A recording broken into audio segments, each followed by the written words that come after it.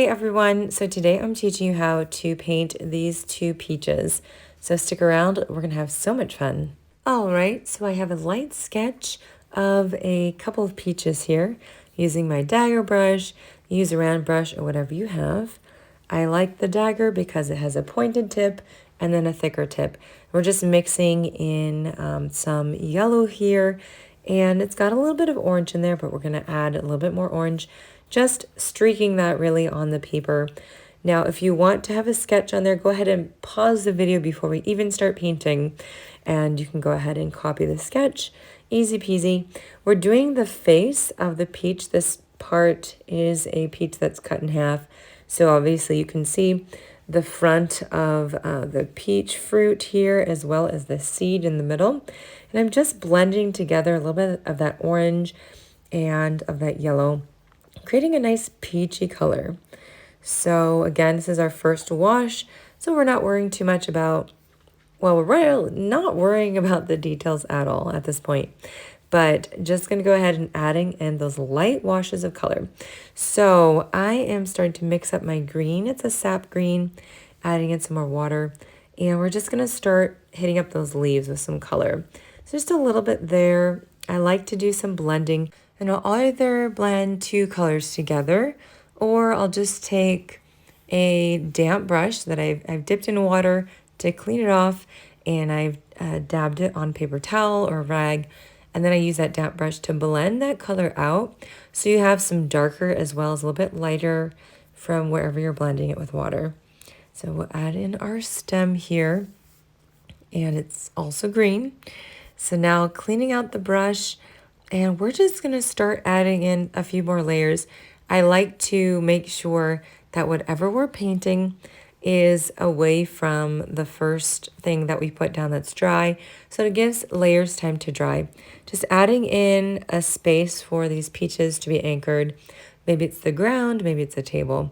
Just a little bit of light brown, and then I took some fresh water, blended it out. Let's add in a little bit of orangey yellow too for reflections on that surface, because the fruit is actually reflecting some of its color onto that table or whatever it is that surface is.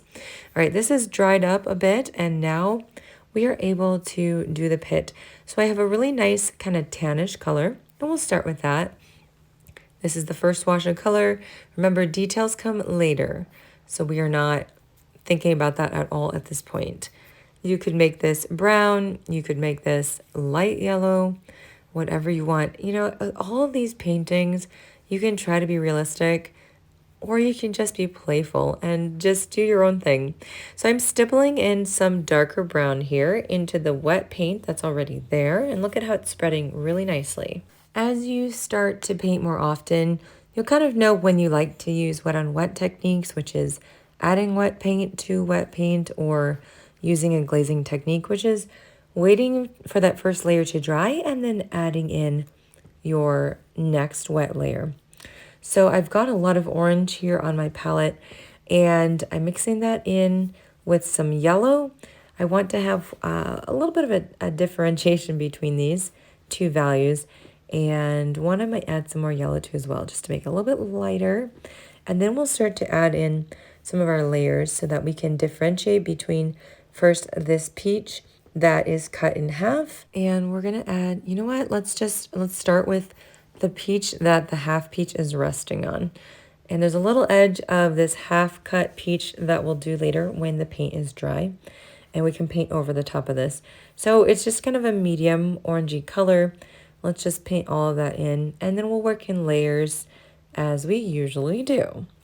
So right now it just looks like one peach, but once we get the different layers, the different colors in there, you'll be able to see where one part ends and one part begins. So I hope that you guys are having fun with this. This is a little bit out of the ordinary for me. I don't usually paint, well, I like to paint other things besides landscapes and flowers, but I don't always do it that often. And so this is fun for me, just to play around with fruit.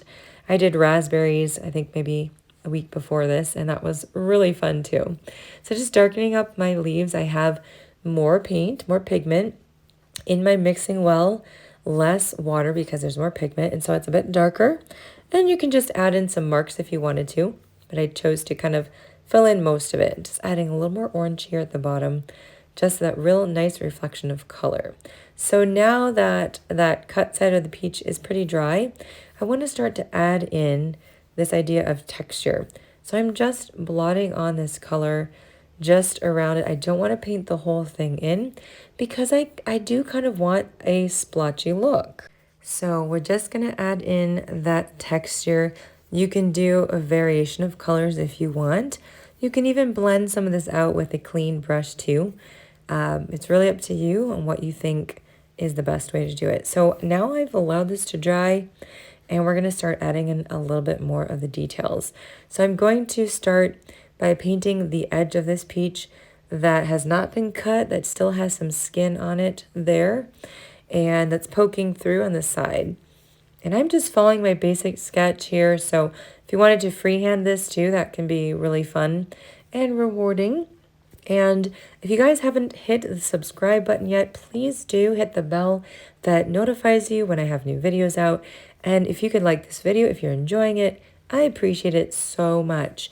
I also want to remind you guys that the link in the description has my Patreon account link. If you're interested in subscribing to my channel, you'll be able to get bonus content and exclusive videos not seen anywhere else that are specifically for you guys. There's also a live stream that I do once a month. Art prints are available. I even have a mental health self-care sheet, since I'm a therapist, on some tiers. So anyway, lots of things to check out. And also it's a great way to support what I do. And I appreciate you just checking it out and considering it. But I also am glad that you are here on this channel. Hopefully you're having fun and you're here to stay a while. So I'm darkening up that other side with of the skin of the peach that's cut, and then there's a little line right here. It kind of pops out at the bottom, just a little boop.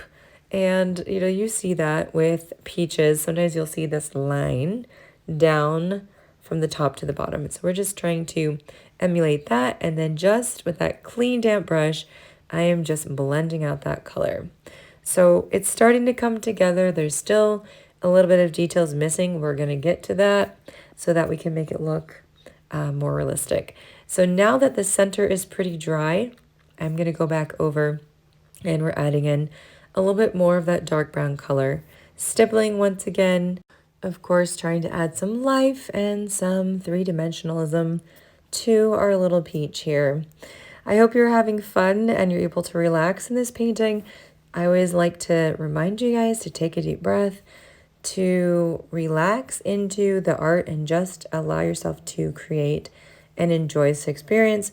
This is supposed to be fun. It's great practice, and hopefully it brings you some happiness and joy as well.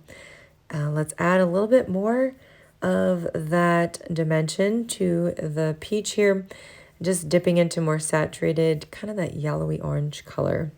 And you can blend it out again if you want. I like to keep building up my layers until I've got the look that I'm wanting. So, all right, cleaning off our brush here. And we just are really close to being done with this, just about a minute or so left, but I wanted to add in some splatter with some green, so I'm just tapping my brush.